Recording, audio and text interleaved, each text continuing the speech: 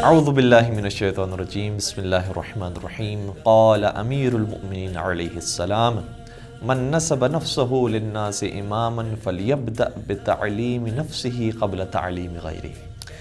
ناظرین کرام، مولا متقیان کے ایک خوبصورت سے کلام کو آپ کی خدمت بیان کرنے کا شرف حاصل کیا۔ نہج البلاغہ کے اندر کلمات قصار میں یہ کلمہ نمبر 73 بنتا ہے، جس میں امام یوشا فرماتے ہیں کہ جو شخص یہ چاہتا ہے کہ لوگوں کو تبلیغ کرنے کے لیے نکلے تو پہلے ضروری ہے کہ خود اپنے نفس کو تبلیغ کرے قبل اس کے کہ وہ دوسروں کو تبلیغ کرے اور دوسروں کو تعلیم دے۔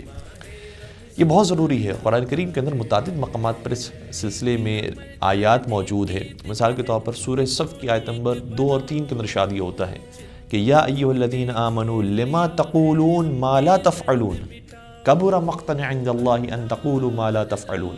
اے صاحبان ایمان، تم وہ بات کیوں کہتے ہو جس پر خود عمل نہیں کرتے، اور خدا کو یہ بات بہت ناگوار ہے کہ تم وہ بات کہو جس پر خود عمل نہیں کرتے۔ پھر اسی طریقے سے قرآن کریم میں ایک اور مقام پر آیا ہے کہ اتأمرون الناس بالبر وتنسون انفسکم وانتم تتلون الکتاب، کیا تم دوسروں کو امر بالمعروف کرتے ہو اور اپنے آپ کو بھول چکے ہو جبکہ تم خود قرآن کی آیتوں کی تلاوت کر رہے ہو۔ تو ایسا نہیں ہے کہ جو سورہ جمعہ کے اندر پیغام یہ آیا ہے کہ یہ یہودی وہ ہیں کہ جن کی مثال حمار کی طرح ہیں، تو حمار کی طرح کیوں ہیں؟ کیونکہ وہ دوسروں کو تو نصیحت کرتے تھے لیکن خود اس نصیحت پر عمل کرنے والے نہیں تھے۔ تو اگر کوئی اسی طرح سے اپنی زندگی کے اندر بھی دوسروں کو تو عمل معروف کرنے والا ہوگا لیکن خود اس پر عمل کرنے والا نہیں ہوگا تو پھر ظاہراً اس کی مثال بھی انہی یہودیوں کی طرح ہو جائے گی۔ حضرت عیسیٰ علیہ السلام نے ایک دن اپنے اصحاب سے کہا اور لوگوں سے کہا کہ تم دوسروں کو تبلیغ کرتے ہو دین کی جب کہ تمہیں اپنے گناہ کے بارے میں یقین ہے، اور جن کو تم تبلیغ کر رہے ہو ان کے گناہ کے بارے میں تمہیں شک ہے۔ تو شک کی بنیاد پر دوسروں کو تبلیغ پر تبلیغ کیے جا رہے ہو اور اپنے یقین کے اوپر کوئی تبلیغ نہیں کر رہے، جبکہ تمہیں معلوم ہے کہ تم سے گناہ سرزد ہوئے ہیں۔ تو ضروری یہ ہے کہ سب سے پہلے انسان اپنے آپ کو سدھارے، اپنے آپ کو ٹھیک کرے۔ مولا سید سجاد نے باقاعدہ دعا مانگی ہے۔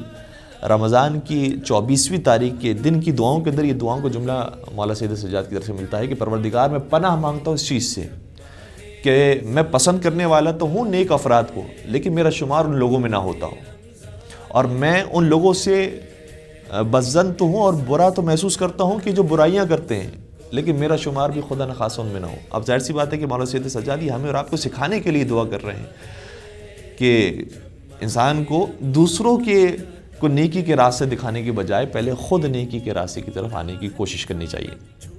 آغا محسن قراتی کی خدمت میں ایک شخص آیا اور کہا کہ قبلہ میری بیوی بہت بد زبان ہے، بہت بد اخلاق ہے، میں کیا کروں؟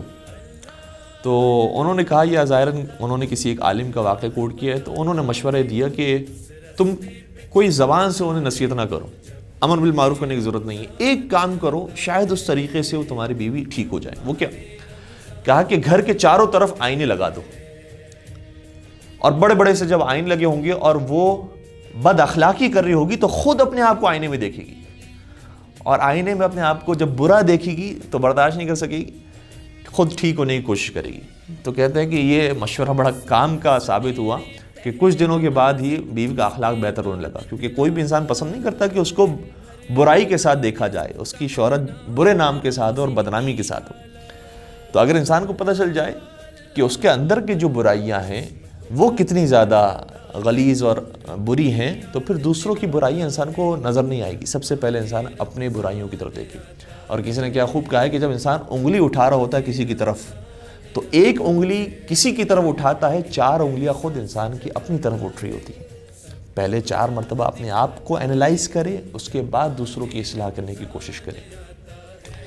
پیغمبر اکرم کے واقعات دیکھیں، مولا متقیان کے واقعات دیکھیں، باقاعدہ مولا متقیان نے نہج البلاغہ کے اندر لعنت بھیجی ایسے افراد کے اوپر، لعن اللہ کہہ کر مخاطب کیا ایسے افراد کو کہ جو دوسروں کو تو نیکی کا حکم دیتے ہیں لیکن خود وہی کام کرتے ہیں، اور دوسروں کو تو برائیوں سے روکنے کی کوشش کرتے ہیں لیکن خود اس برائی کے اندر ملوث ہوتے ہیں۔ پروردگار انشاءاللہ ہم سب کو تزکیہ نفس کرنے کی توفیق عطا فرمائے اور ساتھ ساتھ ٹھیک انداز میں امر بالمعروف کرنے کی توفیق نصیب فرمائے۔ والسلام علیکم ورحمۃ اللہ وبرکاتہ۔